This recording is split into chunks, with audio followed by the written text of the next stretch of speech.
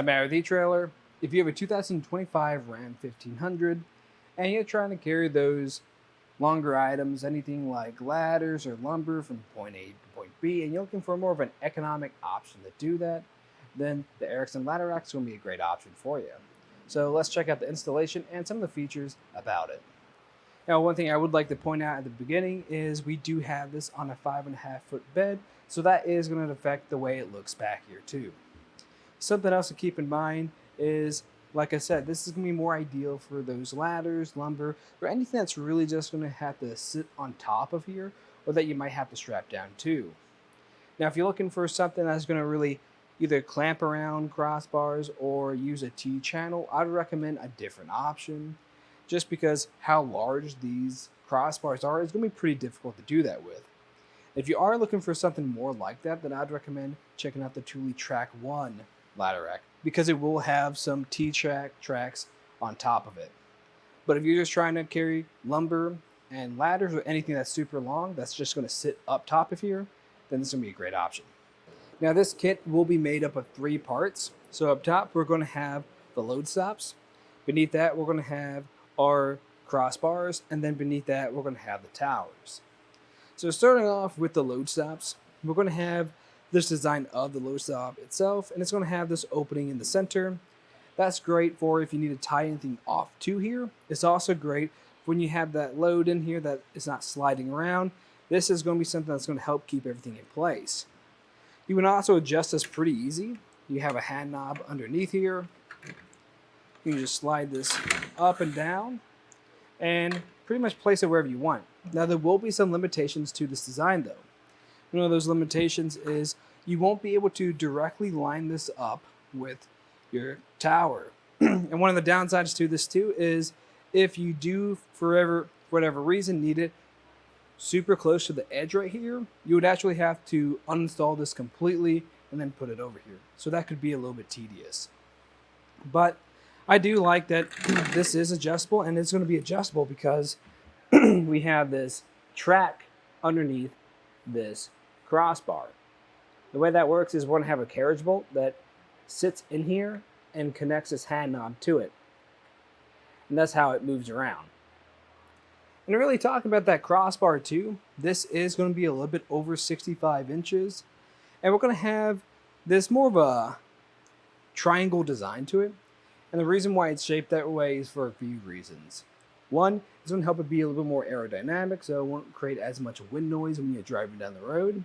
And two, when you're loading up your ladders, this is going to be an area that's going to help you slide this up into place. It's going to be a lot easier as opposed to something that's more shaped like a square. And we're going to have that T-channel that's underneath there, and that's what's used to connect it also to your towers. And with those towers, that's going to be what connects your crossbars to your bed. It's a really easy installation, and what I like about them is you don't have to do any modifications to your bed or any drilling at all. They're really just going to be held in place by 2 bolts on each tower, and it's going to have this clamp that goes underneath your bed rails that has a flat side to it and connects to the base of the tower with some bolts and nuts. Really easy, super simple, and you just need a few tools to install it. Let's get a look now at how this is going to sit on the back of your truck. So the first measurement I like to get is going to be the distance from the bottom of the bed. And that's going to be about 48.5 inches. And that's important to know because if you do plan on putting some taller items back here, you need to know if you have enough space to still do that. And this is going to give us plenty of space to put most items back here, and it's not going to block your back window at all.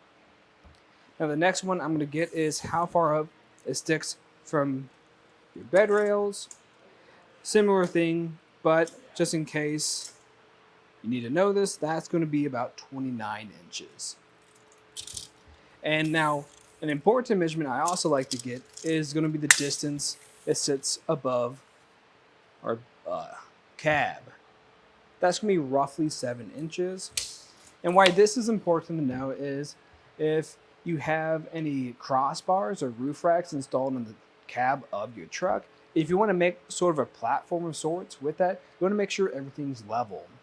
And that's going to be great if you have those extra long items that you just need a little bit more support for on top of your cab so you can match everything up. And next up, I like to get my crossbar spread. And what's nice about this is going to be adjustable. You can adjust it for whatever your needs are. Now, I try to push mine out pretty far. You might be able to get maybe an inch or more out of it, but you will find that there are going to be some complications when you're trying to push it that extra few inches. And that's just because we do have some obstructions underneath the bed rails, whether that just be the way they are shaped or if you have any prongs sticking out. So definitely keep that in mind.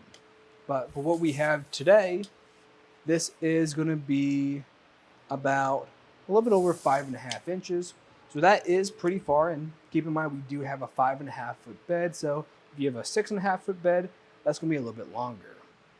What I also like about this too is when you are really moving this around, if you ever need to take it off or on for whatever reason, this is pretty lightweight because it's going to be made out of a very durable aluminum. But it's still going to have a very high weight capacity of up to 800 pounds. It is important though to just check what your bed is rated for, and I'm sure your bed can handle that much weight, but if you have anything inside of your bed already, like any types of generators or fridges or anything that's pretty heavy, and you are trying to load up additional gear on top of that, just keep an eye on it. Now, in my opinion, I think this is a great option if you're looking for something just for those ladders, lumber, or those extra long items that can just be tied down to your ladder rack. Now, if you are looking for anything that uses a T-channel or something that feels maybe a little bit more premium, then I'd recommend the Thule Track 1, like I was talking about earlier. Because what I also like about that is it's also a really easy installation, like this one, but it also just feels a little bit nicer. When you're messing around with all the hardware and moving the load stops around, it just feels a bit easier to do. But if you really don't need that ease of use and you're just looking for more of that economic option, while this still is easy to use, it's just going to be a lot more affordable, then I think this is a great option too. Now, if you are curious about that installation, just stay tuned. We'll walk you through the process. To start off the installation, I like to put everything to the relative sides and lay everything out. You'll also notice I already have my front crossbar installed. It's going to be the same process for either one though. But with everything laid out, you'll notice I'm going to have the crossbar itself, along with the towers on each side, and then I'm going to have all the hardware and load stops laid out. I also recommend grabbing a few tools to install this, so you're going to need a 3/4, an 11/16, and a 1/2 inch socket and wrench. I also recommend grabbing an additional 1/2 inch wrench to help you tighten everything down, and you're also going to need a tape measure to make sure everything's even. Now we want to start with our towers and installing them first. And when you do this, you want to make sure you have the right tower for the right side. So to really show you what I mean, if you notice here, just the way this is shaped and angled, we're going to have that L shape. That's going to press against the rails of your bed, just like this. You also notice which way this is facing. So you want to make sure that this opening here is facing towards the front of your cab for the tailgate side. And it's going to mirror your front crossbar or your front towers as well. And then after that, you want to find the right location for this. So what you can do is just find one point on your bed that's the same on both sides and measure from there. A good point would be this stake pocket right here. You can measure from here all the way over to find where this is going to sit. And then to do the same thing for the other side. Because you want to make sure this is even so you have a good fit. Now I'm going to go for the widest spread that I can go.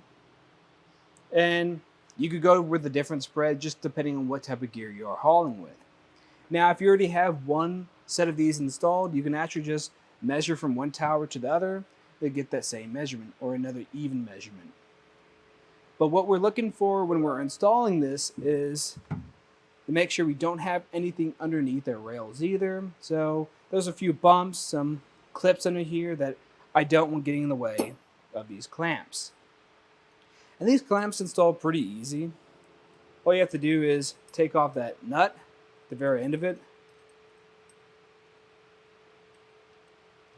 Once that's removed, we're just gonna put this underneath that flat side, underneath your bed rail, push up, and make sure everything's flush underneath. You want to make sure you don't have this on top of some uneven point.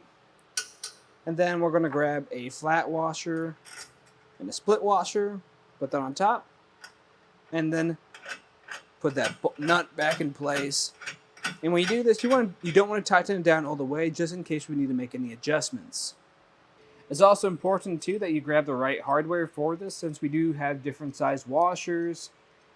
You're going to be using your M12 hardware, so that's basically going to be the largest flat washers and split washers you have.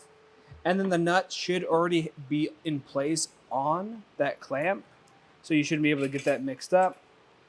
And you're going to install 2 of these clamps per tower. And after, when you have this loosely installed, you can do that same process on the other side. Now we can actually start installing this crossbar. And the way you're going to do that is, since we left these towers loosely in place, we can adjust these a bit if need be. But we're just going to take these carriage bolts that are in this channel at the bottom of your crossbar, and then just line them up with the holes on top of the towers. To do that, really, you're just taking it up here, lining everything up, trying to get it in those holes, starting on one side.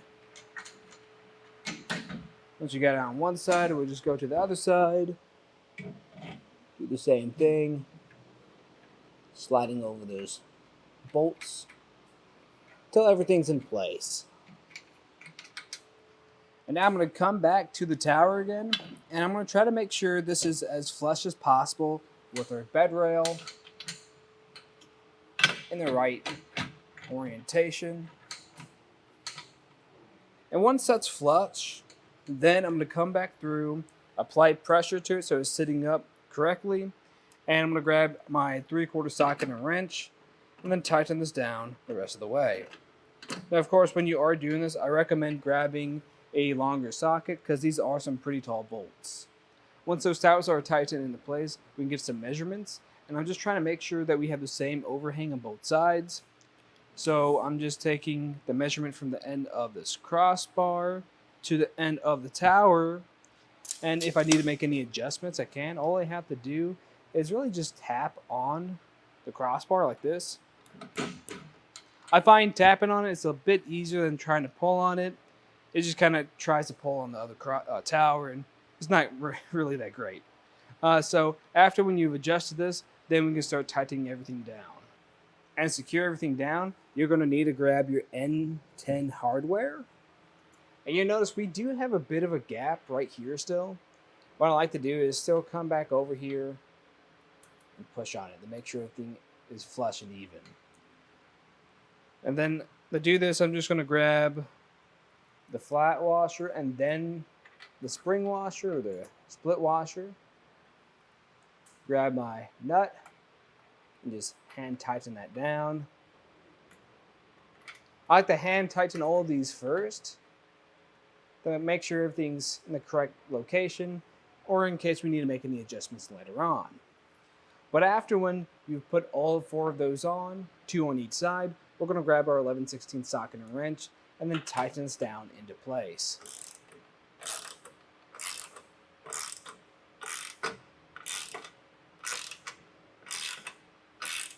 If you're having trouble with trying to get an even fit or a flush fit from the tower to your crossbar, something I'd recommend doing is, instead of just trying to tighten down one bolt fully, then going to the next one, try tightening one about 50% of the way, going to the one on the other side, doing the same thing, going back and forth, because that's just going to pull on either side until you get a good even fit.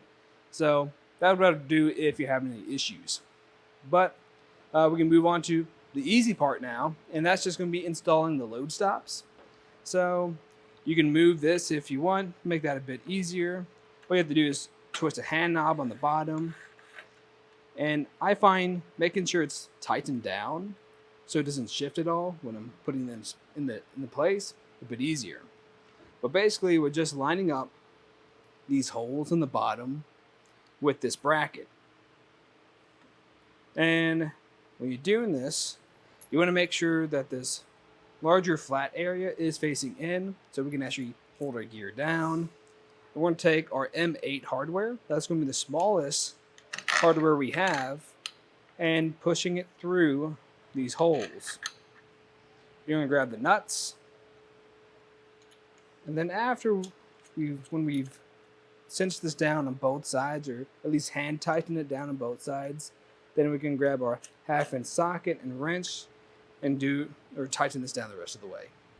And like I said earlier, we are going to be using that 1/2-inch wrench and the 1/2-inch socket. And the reason why we're using both of them is because we have a nut on one side and the bolt on the other to help secure it down.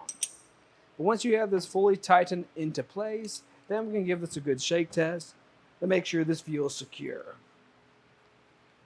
And from here, you can pretty much load it up with whatever gear you have and take it out for a ride. But that was just a look at the installation and some of the features of the Erickson Ladder Rack on the back of our 2025 Ram 1500. I'm Matt. Thanks for watching.